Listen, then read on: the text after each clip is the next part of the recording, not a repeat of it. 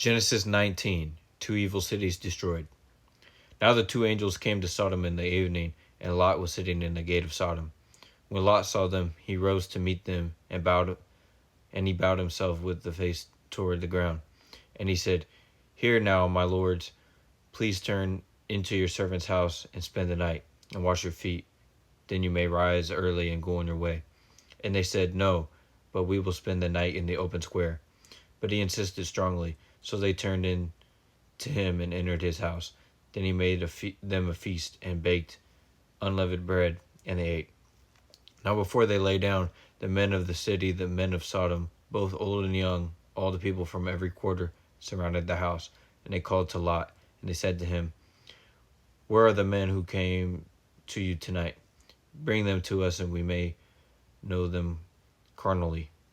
So Lot went out to them through the doorway, shut the door behind him, and said, "Please, my brethren, do not be so wickedly.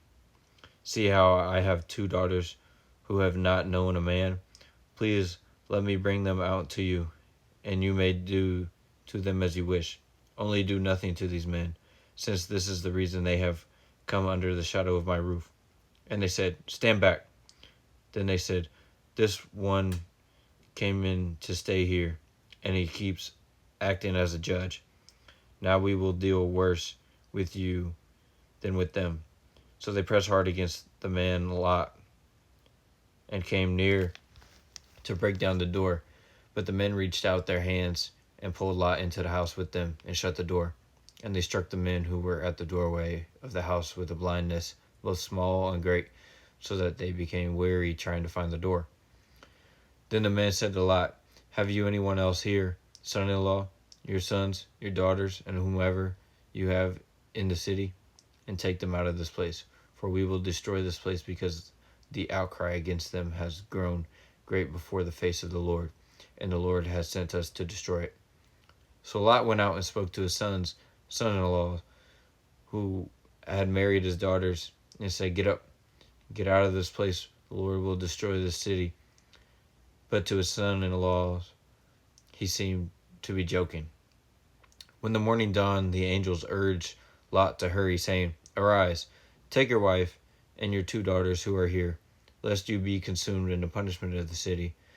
And while he lingered, the men took a hold of his hand, and his wife's hand, and the hands of his two daughters, the Lord being merciful to him. And they brought him out and set him aside the city. So it came to pass, when they had brought them outside, that he had said, "Escape for your life. Do not look behind you, nor stay anywhere in the plain. Escape to the mountains, lest you be destroyed." Then Lot said to them, "Please, no, my lords. Indeed, now your servant has found favor in your sight, and you have increased your mercy, which you have shown me by saving my life. But I cannot escape the mountains, lest some evil overtake me and die. See now, the city is near enough to flee, and it is a little one. Please let me escape there. Is it not a little one? And my soul shall live." And he said to him, "See, I have favored you concerning this thing also, in that I will not overthrow this city for which you have spoken. Hurry, escape there, for I cannot do anything until you arrive there." Therefore the name of the city was called Zoar. The sun had risen upon the earth when Lot entered Zoar. Then the Lord rained brimstone and fire on Sodom and Gomorrah from the Lord out of the heavens. So he overthrew those cities of all plain, all the inhabitants of the cities, and what grew on the ground. But his wife looked back behind him, and she became a pillar of salt.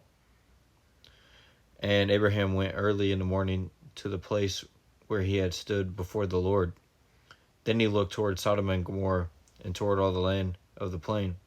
Then he saw, and behold, the smoke of the land which went up like the smoke of a furnace. And it came to pass, when God destroyed the cities of the plain, that God remembered Abraham and sent Lot out to the midst of the overthrow, when he overthrew the cities in which Lot had dwelt. Then Lot went up out of Zoar and dwelt in the mountains, and his two daughters were with him, for he was afraid to dwell in Zoar. And he and his two daughters dwelt in a cave. Now the firstborn said to the younger, "Our father is old, and there is no man on earth to come into us, as is the custom of the earth. Come, let us make our father drink wine, and we will lie with him, that we may preserve the lineage of our father.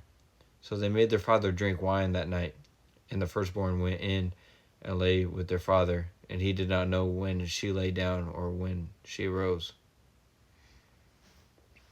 It happened on the next day that the firstborn said to the younger, Indeed, I lay with my father that last night.